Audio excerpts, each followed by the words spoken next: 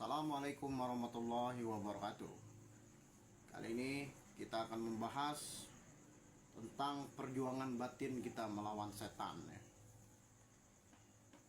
Ini kita ambil dari kutip sumbernya dari Tuan Guruku Syekh Abdul Qadir Al-Jailani, dan kita mengupas intisari ajarannya ya.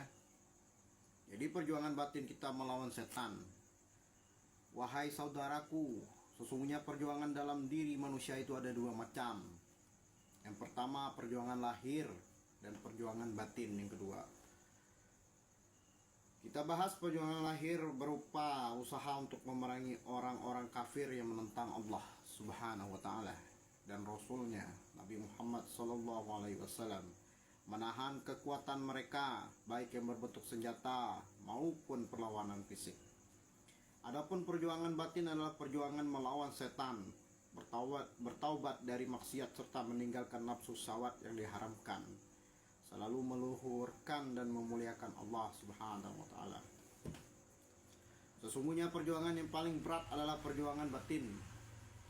Pada dasarnya perjuangan batin sebagai penangkal nafsu, mencegah larangan-larangan Allah dan melaksanakan perintahnya. Maka barang siapa yang mampu melaksanakan perintah Allah, pasti ia akan mendapatkan keutamaan dunia dan akhirat. Wahai saudaraku, berimanlah kalian semua kepada Al-Quran dan beramallah menurut ketentuan Allah dengan ikhlas. Janganlah engkau meninggalkan suatu amalan dan jangan mencari pujian dari manusia. Ingatlah, sedikit sekali orang yang ikhlas dalam beramal. Betapa engkau malas untuk beribadah kepada Allah, bahkan engkau tunduk kepada musuh Allah, yaitu setan. Manusia hidup tak bisa lepas dari beban yang diperintahkan Allah kepadanya. Karenanya engkau harus mengerti bahwa sabar terhadap beban, kodok dan qadar Allah itu sangat utama dibandingkan dengan dunia seisinya. Wahai kekasih Allah, jadilah engkau sebagai orang yang benar. Dengan kebenaran engkau akan menjadi manusia yang baik.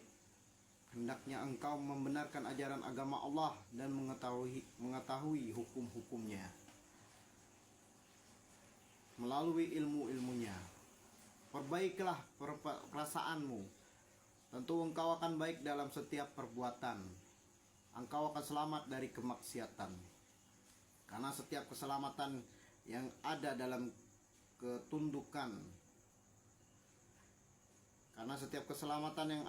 ketundukan kepada Allah merupakan perwujudan dari melaksanakan perintahnya dan menjauhi larangannya. Barang siapa selalu menurut aturan Allah, pasti Allah akan mengabulkan setiap doanya.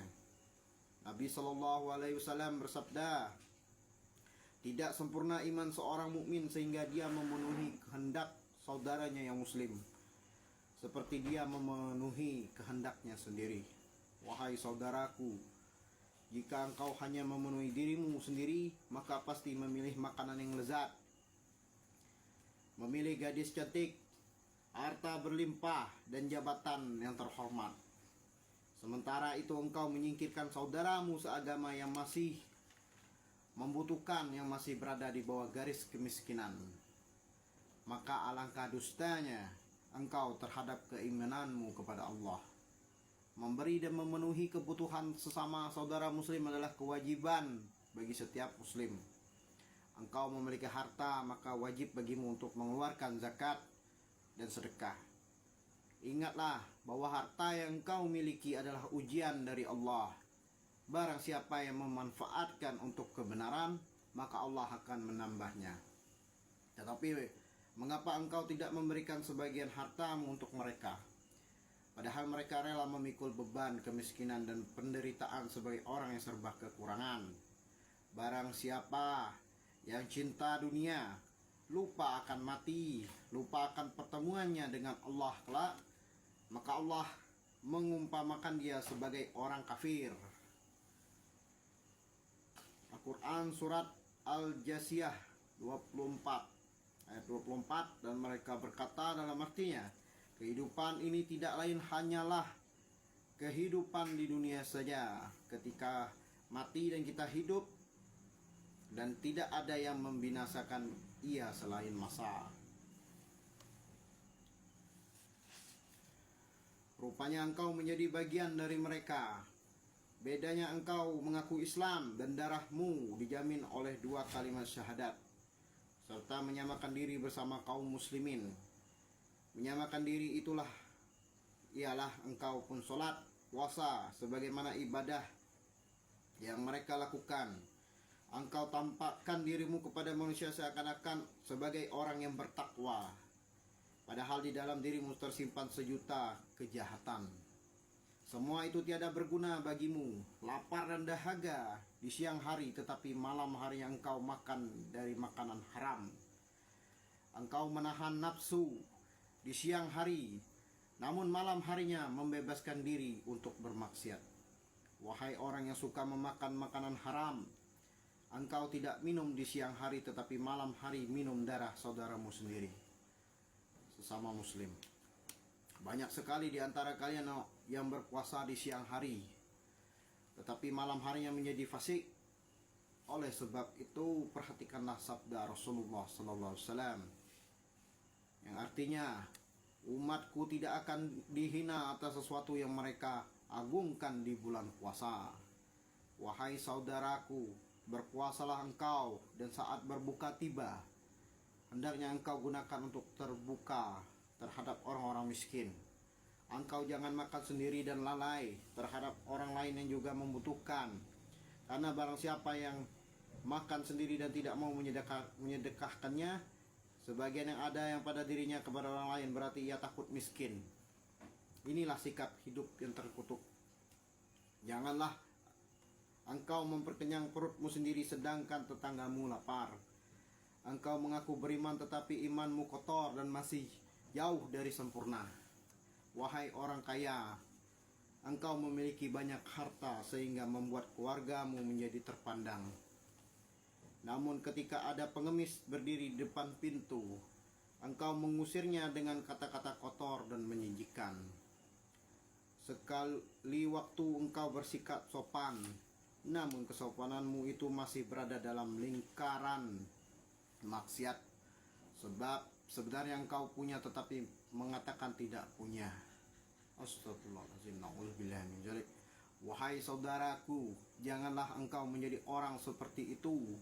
Bertawaduklah engkau kepadanya dan memberikan sebagian hartamu untuk mereka. Rasulullah SAW bersabda, selalu memberikan sebagian hartanya dengan tangannya sendiri, meskipun keluarganya sendiri masih jauh dari kecukupan. Ikutilah dan teladanilah Rasulullah, baik dalam perkataan maupun dalam tindakan. Jika engkau enggan meladeni Rasulullah, maka jangan mengaku sebagai orang Islam.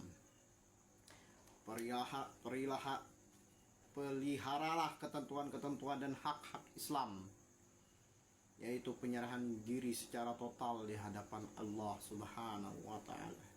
Wahai saudaraku, hendaknya engkau menyayangi sesama manusia agar dirimu juga disayangi oleh penghuni langit, malaikat. Namun jika selama engkau masih berdiri bersama hawa nafsu, maka tidak mungkin dirimu sampai pada maqam kedudukan itu. Setelah Allah menunjukkan engkau tentang ilmu tauhid, selanjutnya engkau disuruh mengikuti Rasulullah SAW. Allah SWT berfirman, yang artinya, katakanlah, jika kamu benar-benar mencintai Allah, maka ikutilah aku. Niscaya Allah mengasihimu dan mengampuni dosa-dosa semua. Al-Quran Surah Al-Imran ayat 31. Dalam ayat lain disebutkan, yang artinya, apa yang Rasul berikan kepadamu maka ambillah, dan apa yang ia larang maka tinggalkanlah. Al-Quran Surah Al-Asyr ayat 7. Jadi sahabat muslimku dimanapun yang berada, ya, perjuangan kita ini melawan hawa nafsu, melawan kebatilan, melawan yang terdorong, yang ingin menjerumuskan kita sehingga kita berbuat maksiat, sehingga kita ingin mengikuti ya ajaran-ajaran yang bukan seharusnya kita ikuti, maka daripada itu kita terus mengikuti ajaran Rasulullah Sallallahu Alaihi Wasallam dan para guru-guru kita dimanapun yang berada. Semoga kita terbuka pintu hati kita untuk taubat kepada Allah dan kita untuk hijrah yang sebenar-benarnya hijrah, bukan hanya di mulut tetapi di dalam hati kita, sanubari kita. Demikianlah konten selanjutnya, kita lanjut di video berikutnya. Assalamualaikum warahmatullahi wabarakatuh.